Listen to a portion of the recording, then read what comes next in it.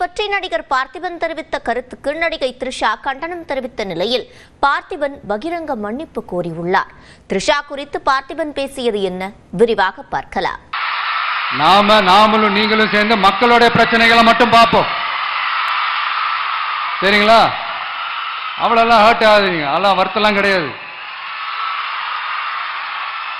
26 ஆண்டுகால திருமண வாழ்க்கைக்கு பிறகு விஜய் மீது மனைவி சங்கீதா கடும் குற்றச்சாட்டுகளை முன்வைத்த நிலையில் அது குறித்து விஜய் பேசிய காட்சிகளே இவை.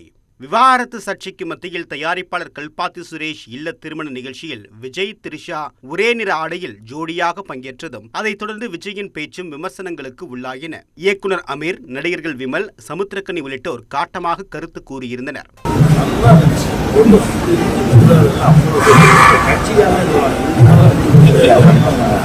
இந்நிலையில் இயக்குனரும் நடிகருமான பார்த்திபன் பங்கேற்ற நிகழ்ச்சி ஒன்றில் த்ரிஷாவின் படத்தை காண்பித்து கேள்வி கேட்கப்பட்டது. பொன்னியின் செல்வன் படத்தில் குந்தவை கதாபாத்திரத்தில் த்ரிஷாவும் சின்ன பழுவேட்டரையர் கதாபாத்திரத்தில் பார்த்திபனும் நடித்திருந்த நிலையில் த்ரிஷா குறித்து கேள்வி எழுப்பப்பட்டது. அப்போது காண்பிக்கப்பட்ட படம் சமீபத்தில் விஜயுடன் த்ரிஷா திருமண விழாவில் பங்கேற்ற போது எடுக்கப்பட்டது என்பது குறிப்பிடத்தக்கது. அப்போது பதிலளித்த பார்த்திபன், இந்த குந்தவையை வீட்டுக்குள்ளேயே குந்த வைப்பது கொஞ்சம் நல்லது என்று கூறினார். இந்த கமெண்ட் தீயாக பரவியதை அடுத்து பார்த்திபனின் பெயரை குறிப்பிடாமல் நடிகை த்ரிஷா கண்டனம் தெரிவித்துள்ளார்.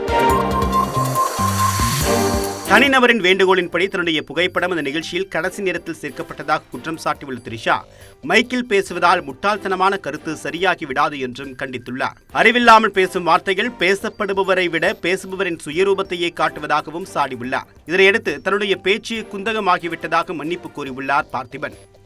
அவர் வெளியேற்றக்கூடிய ஆடியோவில் சில சமயங்களில் சில தவறுகள் நோக்கமின்றி நடந்தேறி விடுவதாக வருத்தம் தெரிவித்துள்ளார். த்ரிஷா அவர்களின் போட்டோ திரையில் வந்ததும் என்ன சொல்வது என யோசிக்கையில் குந்தவை குந்தவை என குரல் எழுப்பினர்.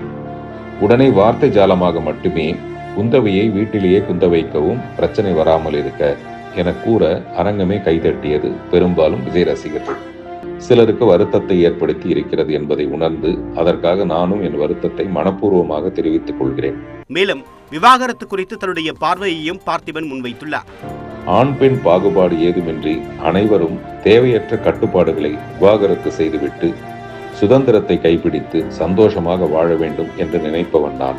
எனவே பெண்ணே இப்பிரபஞ்சத்தின் ஆக பெரும் ஆக்க சக்தி. இதனிடையே மகளிர் தின விழாவில் விஜய் தெரிவித்த கருத்துக்கள் அவருடைய கட்சிக்குள்ளேயே ஏற்படுத்தி இருக்கிறது. அவ்வளோலாம் ஹர்ட் ஆகுதுங்க, அதெல்லாம் வருத்தலாம் கிடையாது. எது ஒர்த்தில்லை தலைவா, உங்கள் மனைவியா அல்லது உங்கள் திருமண வாழ்க்கையா என்று வினவி உள்ள தாவேகா பெண் நிர்வாகி ரஞ்சனா நாச்சியார் மோசமான ட்ரெண்ட் செட்டராக மாறிவிடாதீர்கள் என்று தன்னுடைய கட்சித் தலைவர் விஜயை எச்சரித்துள்ளார்.